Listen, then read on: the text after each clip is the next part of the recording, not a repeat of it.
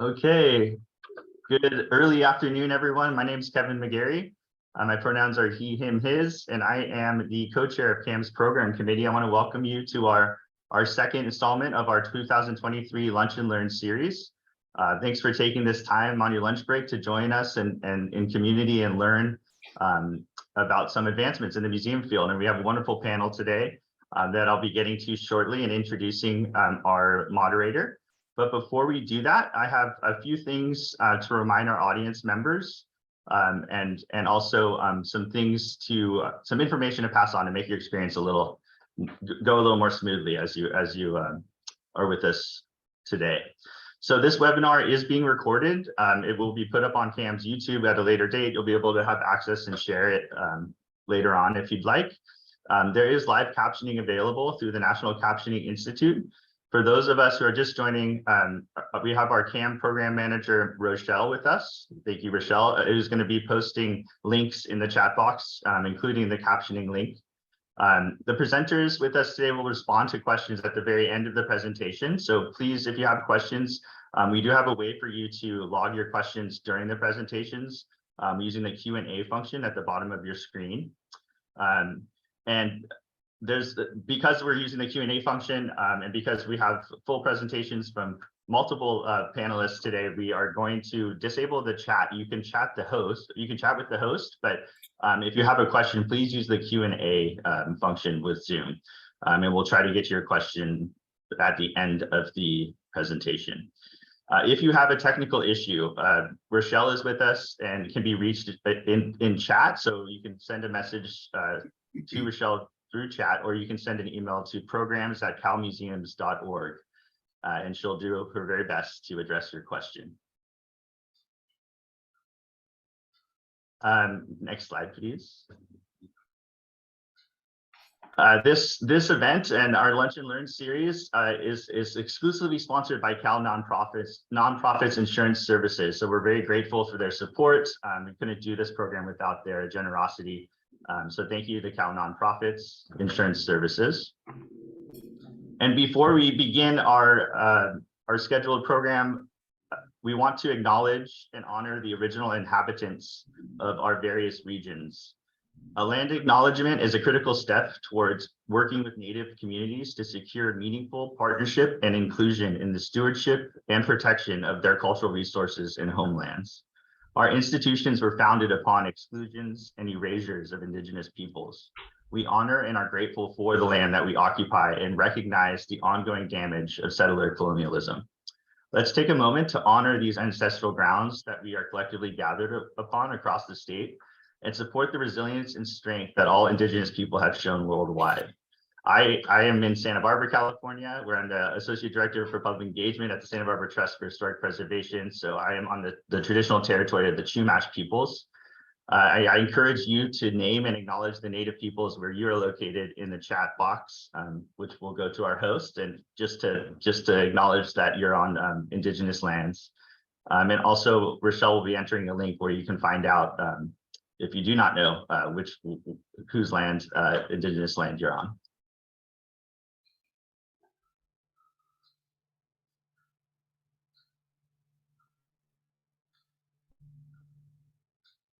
Thank you, Rochelle. And now to the regular scheduled program. I'm excited for this panel about accessibility in museums, and I will read the description so we're all on the same page getting started, and then I'm going to introduce our host, and they'll take it away from there. So this Lunch and Learn is about a growing body of research that shows that people with disabilities want to visit museums, but often feel excluded. As our population ages, the number of disabled people in the state will skyrocket. This panel provides an overview and examples of impactful and cost-effective accommodation strategies, including access programs, creating a genuinely inclusive museum experience. The participants of this panel reflect the key players in the growing field of museum accessibility and inclusivity. Panelists include a museum professional, a technology and accessibility specialist, a researcher in disability studies, and a museum accessibility advocate. Our moderator, Andrea Torice, is a journalist and graduate researcher in the field of museum studies. She is also a filmmaker and a museum consultant, and we're very excited for this panel to share their experiences and expertise with us. And I'd like for Andrea to take it from there. Thank you so much, Kevin, and thank you so much, CMA, for doing this panel, and thank you everybody who is joining us. This is a very exciting time, I think, for museums generally, especially post-COVID, where we are rethinking many aspects of our exhibitions and our staffing and our fundraising and the ideas of inclusivity. I am a legally blind person who loves going to museums, and it was because of that and my frustrations of feeling excluded that I decided that this panel would be good to help enhance and share knowledge. I'm going to start. We have 4 people, wonderful people, and they all we are talking about many different types of disabilities besides blindness and legally blind. And we're going to start, each person is going to make a short presentation about their work. And then, as Kevin said, we'll take questions at the end. And the first person that I'm going to introduce is Emily Smith Bitkus, who is received her PhD in American Studies with a focus in disability studies at the University of Minnesota. She has taught social justice at the University of Minnesota, UC Santa Cruz, UC Davis, and is currently the interim director of the Longmore Institute on Disability Studies at San Francisco State. She continues her work as a scholar and advocate of disability to showcase how disabled people bring a unique value that can benefit us all. So, Emily, please tell us about what you're up to. Thank you. Thank you so much. Hi, everybody. I'm happy to get to share with you all and spend some time having this conversation. I labeled my presentation Beyond Compliance, Making Museum Exhibitions Accessible for People with Disabilities. And I have a little slideshow, and I'll be doing some description of my slides. Just a quick description of myself. I'm a white woman in my, now 40s, my first month of it. And I've got brown curly hair, and I'm sitting in front of a white wall. So my background to doing this work is that, as Andrea gave my bio, I have a background in disability studies, and I've been doing disability organizing and community work. But I had started by, teaching about disability, reading about disability and scholarship with a focus on this concept of universal design and the idea that you can kind of build an environment where the barriers that we create that really are what forms disability more than the body minds that people live with themselves can be just eliminated if we design a very inclusive environment. And I loved this concept. I loved to teach other people about this concept and get people excited about the idea that, like, barriers are the problem. We can just build an environment where all of that ceases to exist. And then I entered my role at the Longmore Institute on Disability, which is, I bring in a scholarship background, but it's primarily doing actual community-based events and work. And we started one of our biggest projects at the start of my time here was to create a disability history exhibition, which is called Patient No More. It's still traveling around the country. It launched in 2015, and it's been on display ever since. And because it was going to focus on this really important disability history, we wanted to make sure from the start that the form of the exhibit was also really celebrating disability and offering an experience that any disabled person could come up and interact with and feel that connection to this history that is, not specific to any one type of disability. So we really wanted to make the exhibit accessible to a wide range of disabilities. And this is where my sense of confidence in talking about universal design really went away, because while I still really very strongly believe that barriers are the problem and barriers are what creates disability, I realized that like code compliance just is not really going to get you very far. And that we kind of set people up with this image of universal design to think that it's just easier work than it is. So why go beyond compliance when compliance is already hard enough? I'm sure that there are people on right now who are working in museum spaces where you know there are aspects of your space that are probably not up to Americans with Disabilities Act standards, and you're just kind of in that place that many organizations are, where you're waiting to find out if you're ever going to be called out for it. So the idea of like trying to think about beyond compliance is probably quite daunting to hear. But why go beyond compliance is because this is where access work can really begin. When you're really willing to not design for this universal concept of disability, but actually roll your sleeves up and start designing for real people's needs in a space. And when you do that, the reason why that universal concept goes out the door is because it is just really messy work. So I have an image on the screen right now that's from a comic that I just got to co-create with a comic artist named Nick Susanis. And I can place the link in the chat because it's really relevant to thinking about how do you make visual art forms accessible to blind and low vision communities. And it has this just complete tangle of like a knotted tangle web that's just a giant knot, and it says access is necessarily messy. And then the knot is actually of wires, and they go to all these different light bulbs. And it says one size does not fit all. Each person's needs and preferences vary.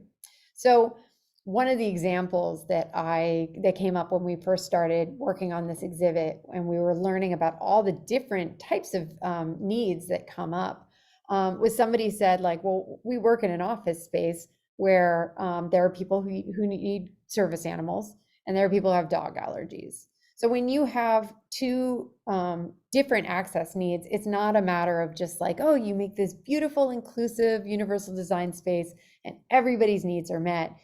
Access is messier than that. And sometimes when you bring access for one group, it can create a barrier for another. Inside, our conversation today is really focused on blind community, and inside blind community, what one person wants might be different than what another blind person wants. It might be affected by the educational background somebody has, or their own relationship to their blindness. How much vision do they have access to?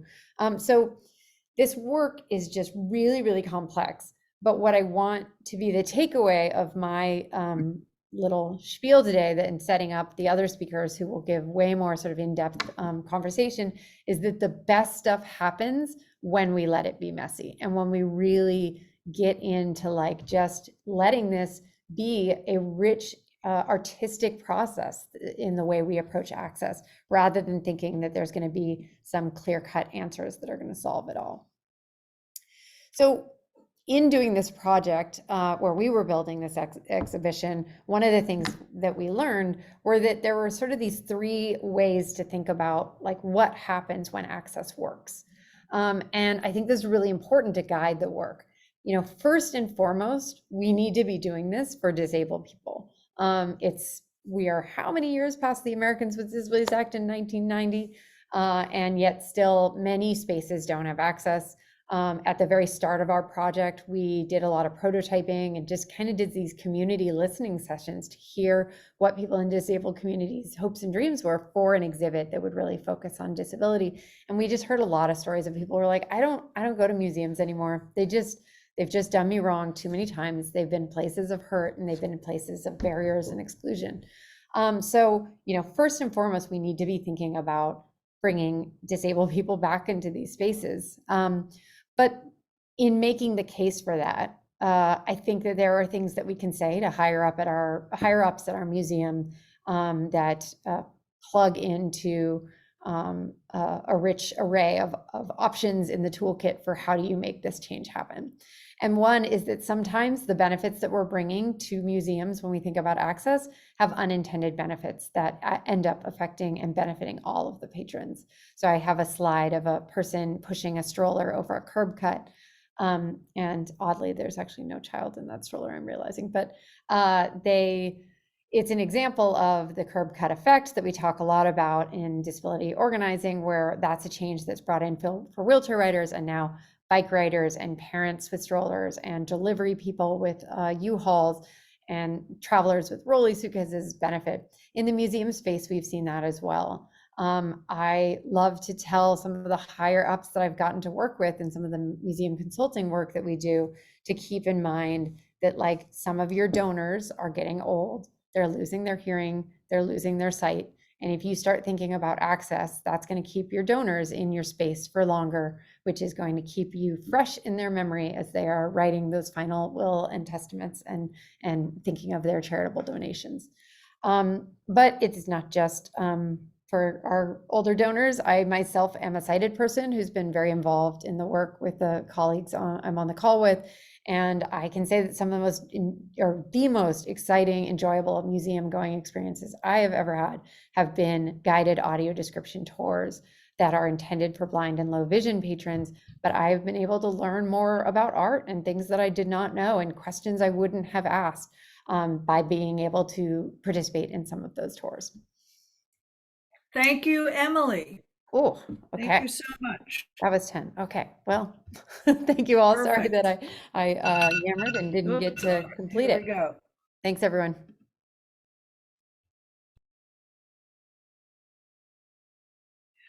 Okay.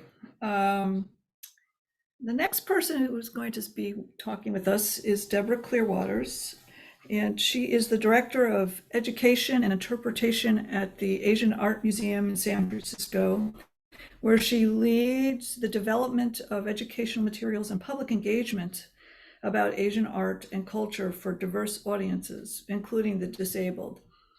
Deborah holds a master's degree in Japanese art from the University of Maryland, where she specialized in modern Japanese art. And during her 24-year tenure at the museum, and in partnership with local Asian and Asian American communities, she has developed engaging events, award-winning interpretive materials, and built a renowned online repository for teaching about Asian American art.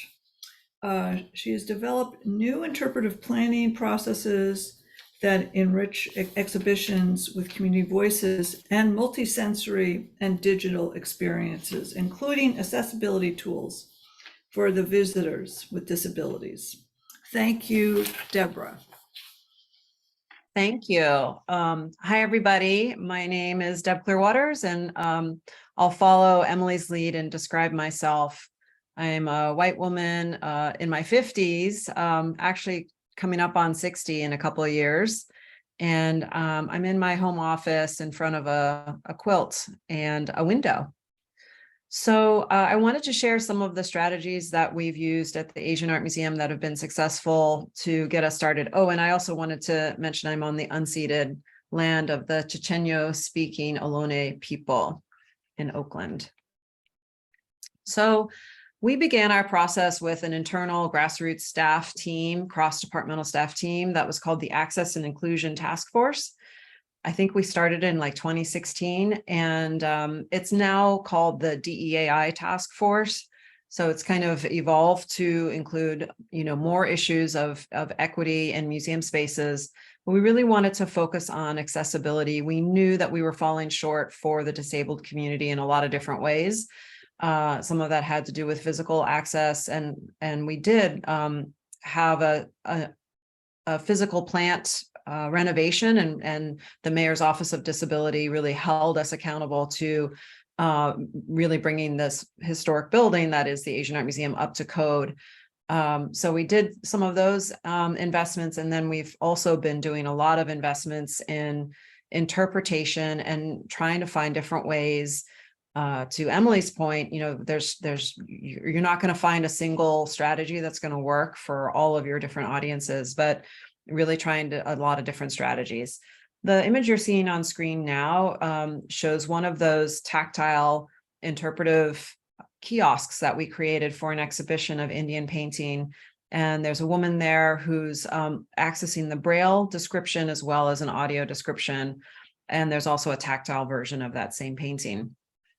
So there are kind of three main steps that we started with, which was staff training and awareness, and then really starting with the communities that we were hoping to serve and engage in our exhibitions. So we had a series of charrettes where we invited folks from the disability community, and I think Stanley attended one of those charrettes where we kind of walked through the museum with staff and these guests, and kind of observed what were the pinch points, what were the issues that were coming up, and we created a big kind of punch list of those. And here on this second slide, you're seeing an image of one of those charrettes taking place, where we're sort of capturing a bunch of ideas. We had big headers, and we were really asking people to give us feedback. That was so important to kind of get us started to sort of see what we weren't seeing necessarily, or really weren't. And sometimes your assumptions aren't really always the things that are hard. Like we thought our doors were really hard, and our friend in the wheelchair was like, no, I can handle that, but this thing over here is harder for me. And in this image, is really kind of touching on the why. Why do this work? This is an image of Maya Scott, who some of you may know. She's active at the Lighthouse for the Blind and doing programming with them. And this is a public program we did around our bell ringing. We have this annual bell ringing ceremony where we invited members of the blind community to come and have a tactile experience with this artwork in the collection, and then ring the bell as part of the ceremony. And after the experience, Maya wrote to us and said, quote, "For me, the power and intention of this act of ringing the bell increased exponentially by having touched and therefore understood the mindfully detailed creation I was helping to ring. Thank you for the incredible work to infuse your ongoing exhibits with opportunities for tactile exploration of the art. I felt like everyone else, having the autonomy to be present with an image and drink in as much detail as I like." So one of the key tools for the work that we've been doing, and one of our most nimble tools, is our mobile device, right? So we have a app that you can download onto your phone, and we've been using that as a very important tool for accessibility content.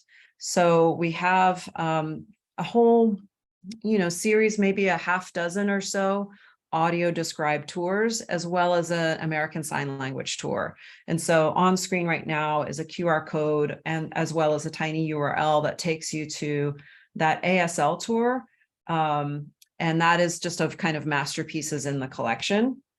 And we also have been doing a lot of audio descriptions, which have been so enriched by our partnership with the Blind Posse. Stanley has, I think, read every script that we've ever drafted and has given us really, really amazing feedback. So having that kind of conversation with someone who is blind, who can give you feedback on what you're trying to do. So I just wanted to play a short snippet of this. Mythical bird woman and bird man dancing. So this one starts with the label. We decided to let the label get read first, and the reader of this is a security officer at the Asian Art Museum. So we're really nimble because we're not spending a lot of money on production, and we source voices from our staff community who are interested in doing this. Irma. Wood with lacquer, gold leaf, and inlaid glass.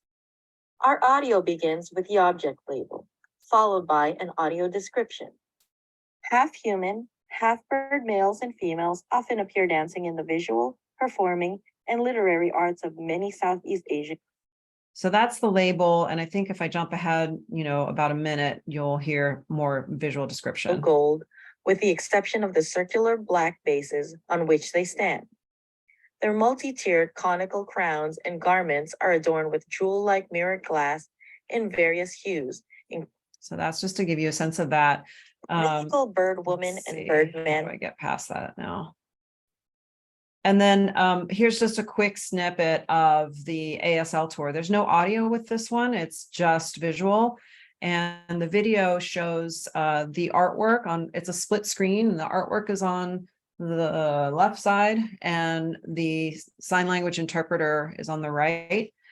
And there's also open captions at the bottom of the screen. And we worked with this project. It was this one was a little bit more expensive, and a bigger investment in time and energy, because what we did with these was a couple things. We wanted to work with sign language interpreters who had a cultural connection to Asia. And so we were working with Asian Americans, and we wanted, and we also didn't want them, we wanted them to be native sign speakers, if that makes sense to you all, that they were, that their native language is sign language, if that makes sense. And so they basically read our scripts and then reinterpreted in their own vernacular, so that it doesn't come across as having an accent to someone who speaks in sign language. And so that was just a more complex and layered process, but very happy with the outcome. And what I'm not too sure about is how many people are actually using this. I should be more on top of the data. But the other thing we do is, like, this content is both on the phone. You can download all of this content onto your device, but then we try to put these onto YouTube. And I hear that my time is out. So I will stop there and put a link to my slides in the chat for people to access the rest of what I was going to talk about. Thank you. Thank you so much, Deb.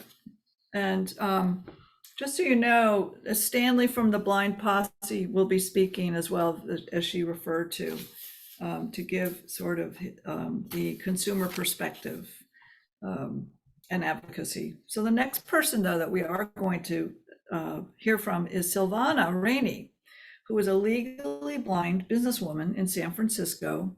And in 2002, she co-founded and built something called Adaptive Technology Services. It's a successful company which provides AT services nationwide.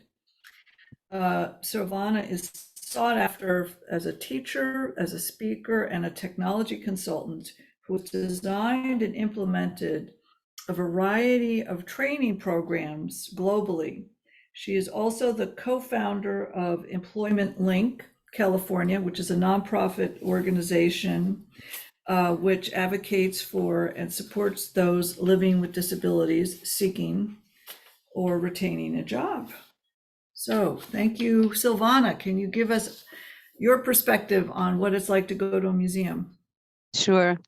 Hi, everybody. As Andrea said, I am legally blind. I'm low vision.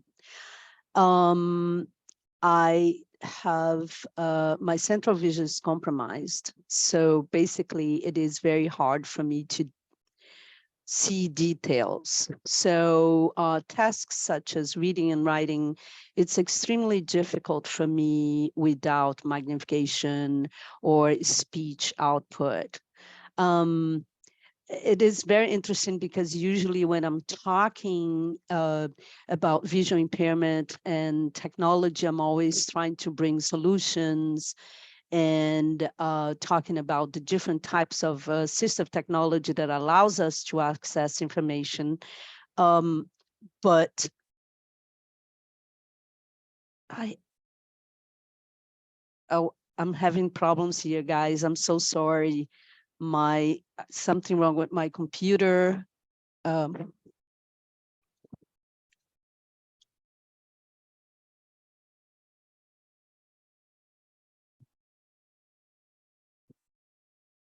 I hope you guys can hear me. Now, yes. Yes. So I'm going to keep talking, although I'm under the desk, so I apologize. So it's, I guess, there's a problem. There's a construction in my building. And okay, I should be fine now. We can hear and see you just fine. Okay, sorry about that. But today I'm going to talk more about my experience going to the museums. I'm not just a low vision person or legally blind person. I have many talents, and one of them is going to a museum. I love art, and I love to go to a museum. And most of the people ask me, why do you like to go to a museum, right? Because people don't really understand how can I experience and have a good time because I don't see well. So how can I go to a museum, and why do I go to a museum? And to be honest, sometimes I ask myself, why do I go to a museum? Because sometimes I have to work so hard to have the experience I want in a museum because of lack of access. So I would like to ask you guys to come with me on a journey.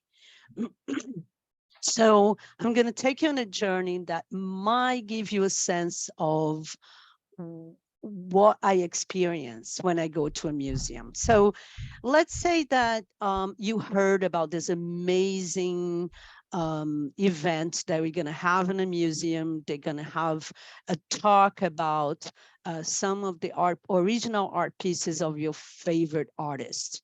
So, you heard about this event, you heard about what the museum is. So the first thing that you do, like everybody else, is to go online and try to find information where and when and how do I get to this new museum. Well, you go online and the website doesn't give you the right information. There's a portion of the website that you can't see it. The address is not all there, the time is not there, so you search and never mind, you pursue and you call the museum and you find out the time and you find out the date, and great, you're going to go to that museum. So the day it's going to be tomorrow, the day before, you find out how to get there because you take public transportation, you get all your information. The day of the event, you're super happy and you wake up early because you want to give plenty of time to get there. So you get your instructions, you take your public transportation, you get to the museum, and there are 3 buildings that look the same, but there are no signs, no visible signs. So you don't really know what building you're supposed to go, and you try to go through a process of elimination, and you find a door, you're almost there, and someone see that you're kind of stressed out and ask, hey, can I help you? And you say, sure, I'm trying to find the museum. They go, oh, you're in the wrong place.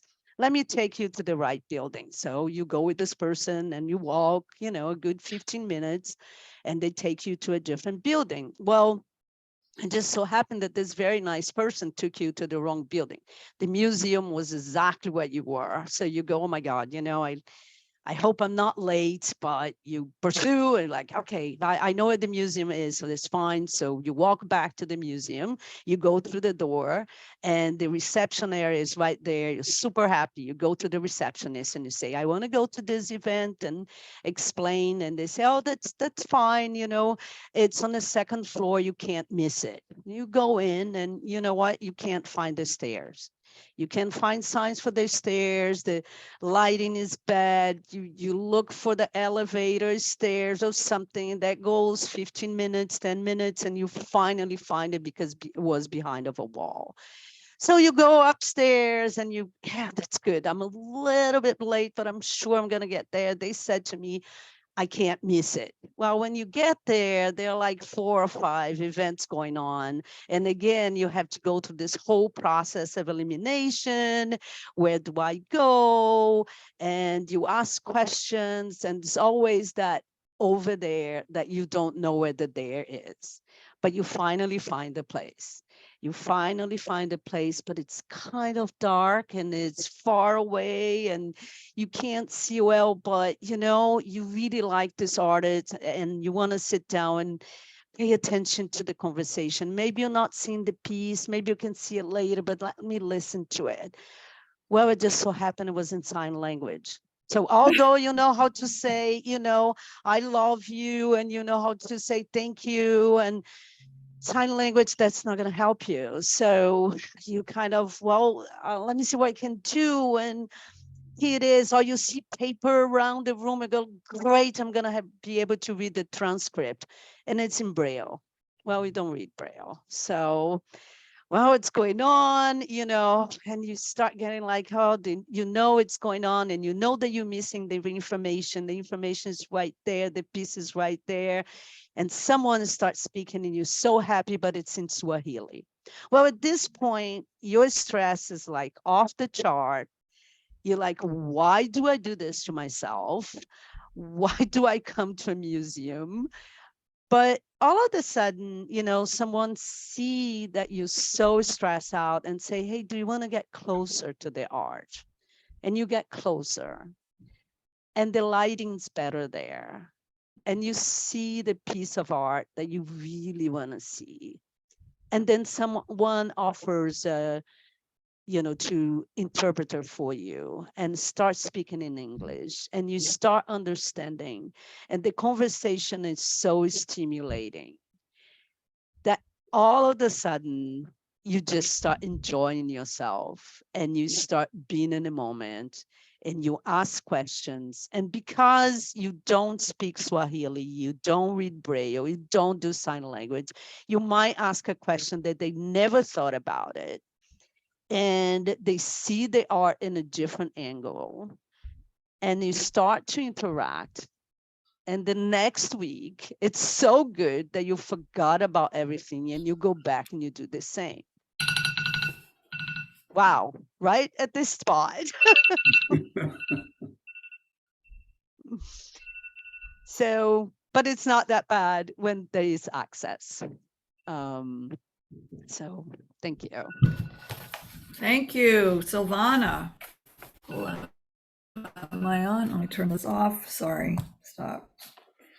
Thank you, Silvana. That's, I certainly have to tell you, as another low vision person, I've had a very similar experience. And I'm sure now Dr. Stanley Yarnell, who is the deputy, self-appointed deputy of the Blind Posse.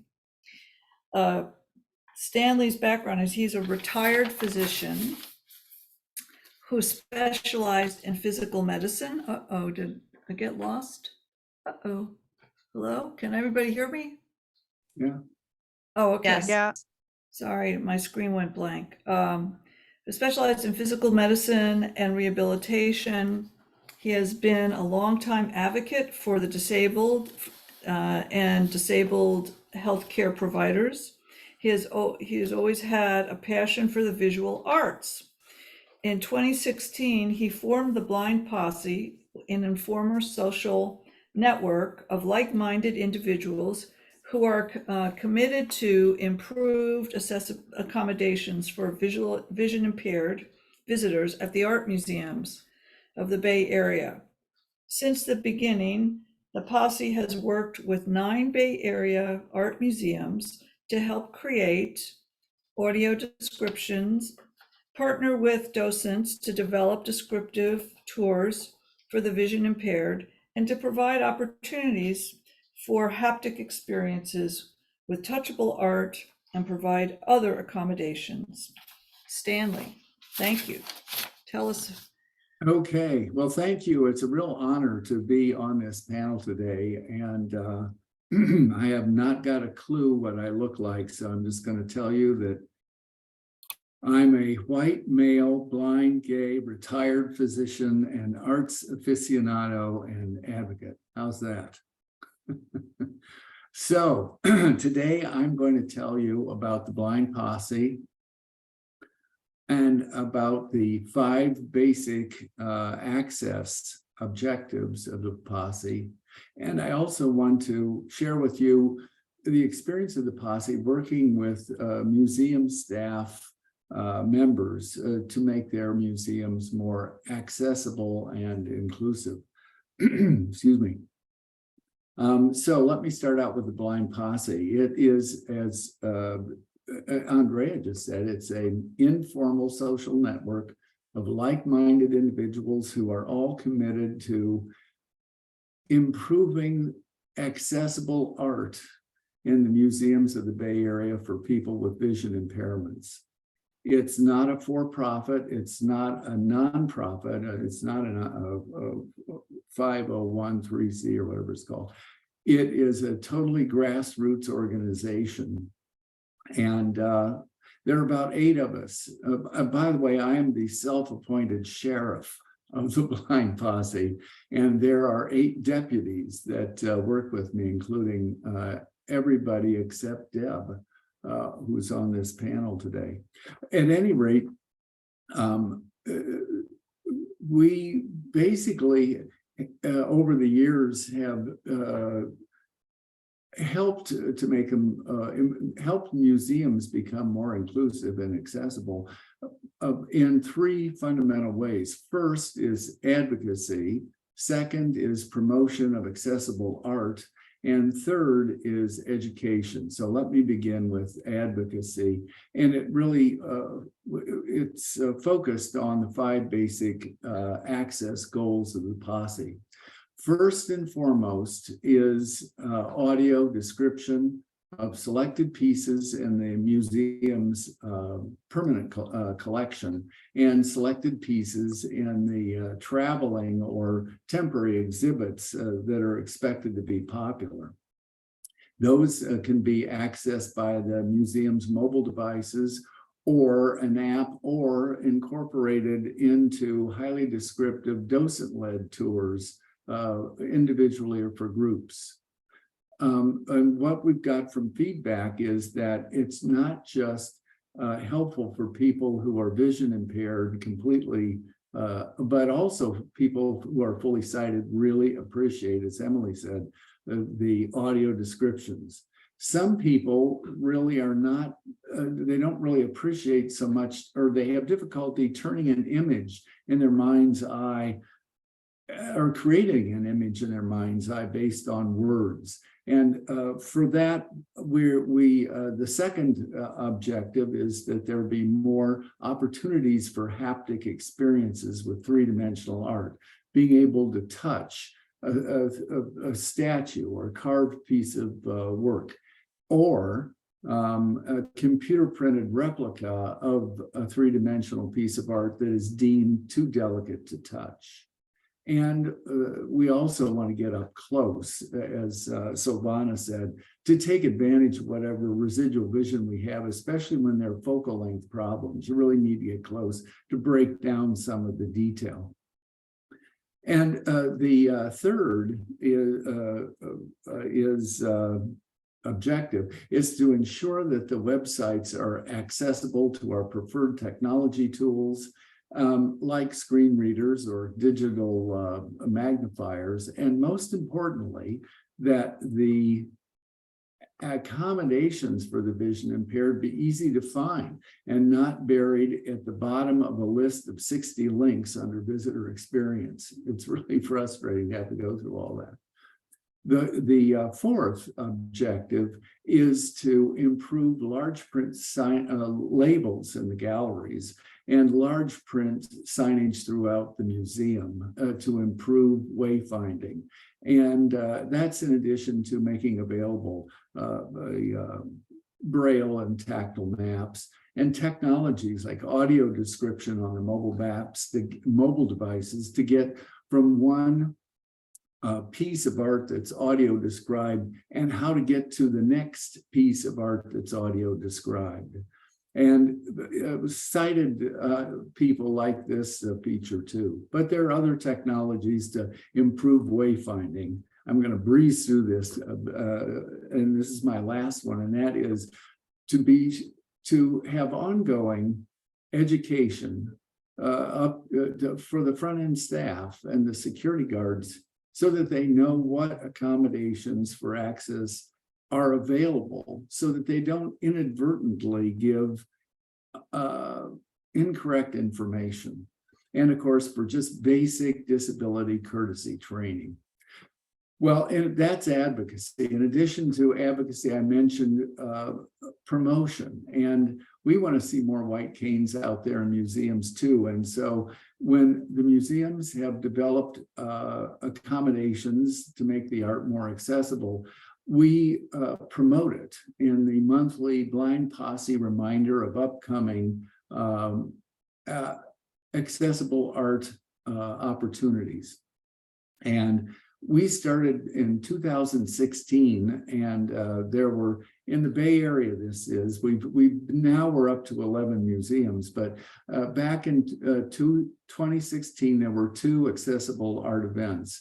In 3 years later, in 2019, there were 9 accessible events. 3 years after that, last year in 2022, there were 32. And this year, if things keep going the way they are, we expect there will be 42 to 60 accessible art events here in the Bay Area in the art museums.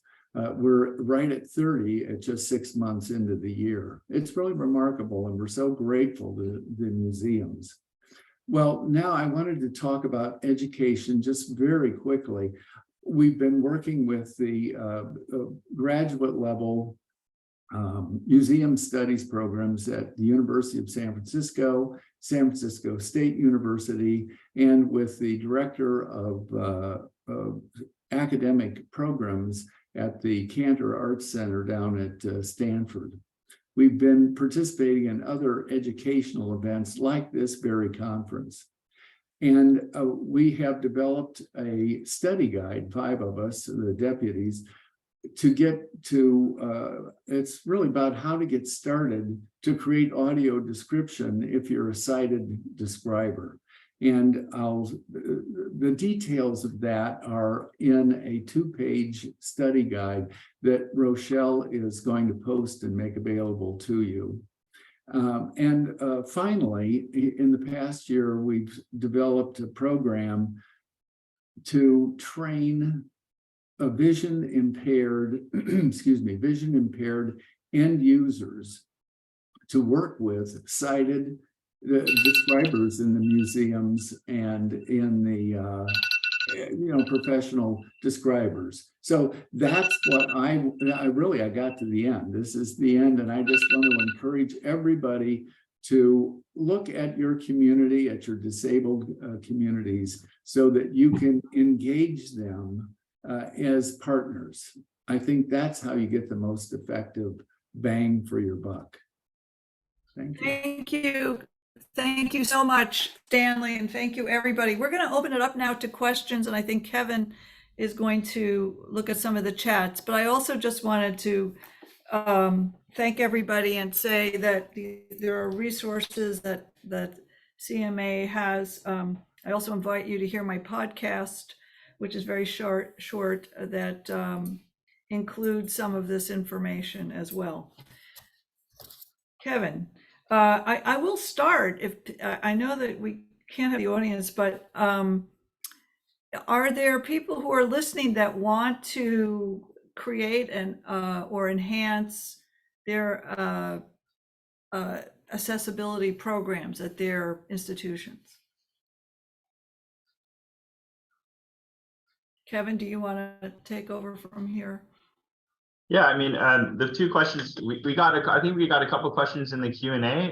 Deb, I think you might have answered them directly, but one of them has to do with getting support from the community, getting support from your staff to further these accessibility efforts at your institutions. So I think that's a good place to start, because I think, like Emily was saying, it can be messy to know where to start, what actions to take first, and to know you're headed in the right direction, and know, that you have the support of your staff and the support of your community. So maybe that's a good place to start. And any panelist that wants to take that on and answer that question about involving your community, involving your staff with these efforts. This is Giovanna. Can I just say something like, the most important thing, I think, it's people. We have technology that can provide us access, not just for visual impairment, but many other impairments. But having people on a staff that also has a disability, it's very important to understand disability, to put a face on a project. I've seen a lot of places that we become a problem because people don't really understand disability because they don't really have the experience of people with disabilities. So I think a good place to start is education and training the staff and having networks that will give you the experience of interacting with people with disabilities. So you can contact, there are many disability organizations at wherever you are. Or you can also contact, Emily or Silvana or myself or anybody as well.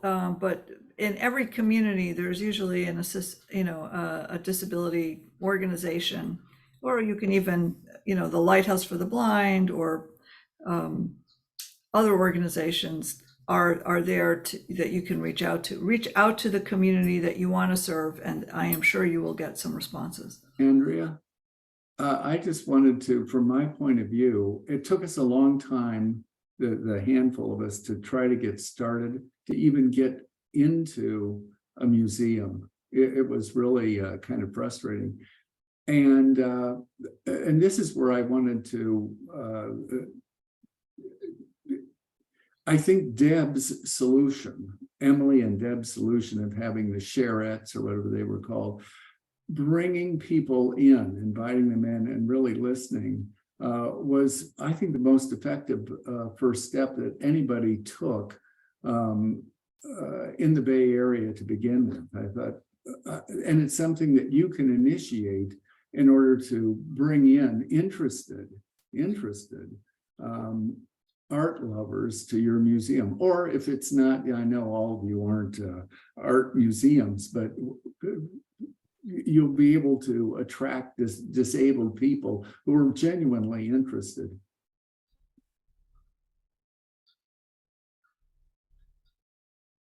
Does anyone else want to touch on that, on involving the community? Yeah, I would just second that. I think that was so enlightening for us. And we actually are, I think, as part of our internal equity work, we're trying to hire people who are more diverse. And so I think we've been thinking about what aspects of our job descriptions might be ableist. Like a lot of job descriptions will say things like must be able to lift so many pounds, and just questioning, why is that there? Like, why is that really necessary to be? And how are we maybe preventing people from seeing these opportunities as ones for them? So I agree with Silvana that having your colleagues who can speak to what it's like to live with a disability, and but in absence of that, of not having staff who can speak to that, or maybe staff who have invisible disabilities and they're actually not comfortable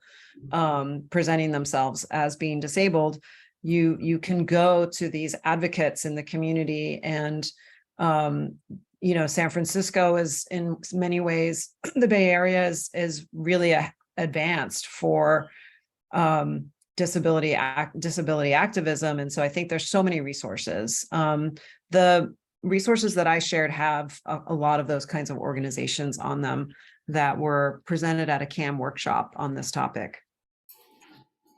Yeah, that's a great list. And Deb's list is also great. There's a lot of resources here that we hope that people can take advantage of. This is Emily. Can I jump in and just add a bit more? Just that one of the things that is part of like the access is messy is just like that it's unfortunate news, but you're never done. Like it's always evolving. There's always new disability groups that we didn't even talk about that are now part of the conversation, and that's always changing. I run a disability film festival, and I've been running it for the last 10 years. There's never been one year where we're like, we got it all. There's always something new, and that's really an opportunity for growth. So think about these access charrettes. In my mind, it's like the first step to like rebuilding that relationship between disability communities, coming back into the museum and showing that you want to do that work, but also like having an open line of dialogue, like the comment box concept, where disabled people can share their ongoing relationship and visits to the museums. and think about, making an access charrette an annual tradition where you just have that opportunity to keep bringing it in. And then also just something that Deb said really prompted what was part of our tactic with that access charrette is not just sort of asking anybody who enters the door to just think about their disability alone, because of course we have all of our identities in the same body. So for example, somebody who has access to an accessible bathroom, but it doesn't support them as a gender non-conforming person, like that doesn't allow the kind of access that we're looking for. And both of those are relevant at an access charrette. So really opening up the conversation, like centering on disability, but recognizing that other things might come in. Somebody might encounter a microaggression as they walk in the door. Can I jump in Yeah. and just say the diversity within the largest minority, which is disability, just shows that museums, if they're not inclusive and not thinking about disability, they might become irrelevant, because more and more we are living longer, and more, like you said before, donors, and not just donors, but people in general are going to acquire disabilities. Not only we have disabilities that we are born with, but now we are creating disabilities because we sit too much, we use computers too much. So we are creating different disabilities, and it's very important that for museums to compete with the internet, to compete with the virtual world, that they become relevant. And the way to be relevant is it's to include everybody. And it is messy, and there's no one solution for everybody, but it is that all we want as a disabled person, all I want is to feel that I am welcome to go. I mean, that my money when I pay the ticket is the same money of the other person who's not disabled. And I am the same person that might have a wonderful experience in a museum if I have access, and a worse experience at the museum if I don't have access. So my disability does not prevent me from going to the museum and have a good experience, but lack of access does. Thank you, Silvana. Yeah, I mean, it's 1 o'clock. I think that might be a great place to stop. And that idea that Emily just brought up, and that museums should be leading as community institutions that are here for the community, should be really center access and inclusivity. And Emily's point, I think, also is a good one to end on, that the work's never done. But with people like you helping to lead the charge, I think we're heading in the right direction. So I want to thank our panelists today for being with us, our moderator, Andrea. I want to thank, I'd like to thank our panelists, Deb, Stanley, Silvana, and Emily. And I hope that everyone gained something from their wisdom and their experiences today. And I'd like to invite you to our next Lunch and Learn, which is August 3rd. I put the link to register to that one in the chat. It's about monuments.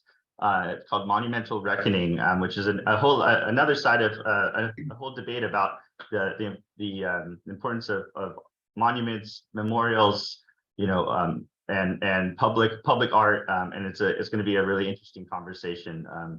As we know, there's a debate throughout the country about how we commemorate the past in public spaces. So that'll be an interesting one. And thank you to our panelists. I want to thank Rochelle and Tiana, our CAM staff members, and I hope you all have a wonderful rest of your afternoon. Join us for our upcoming Lunch and Learns and for our conference in the spring, which will be in Long Beach. More information is on the Cal Museum's website, the CAM website. Thank you so much, and have a great afternoon. Thank Thank you, you. Kevin and Rochelle. Thank you. Thank you.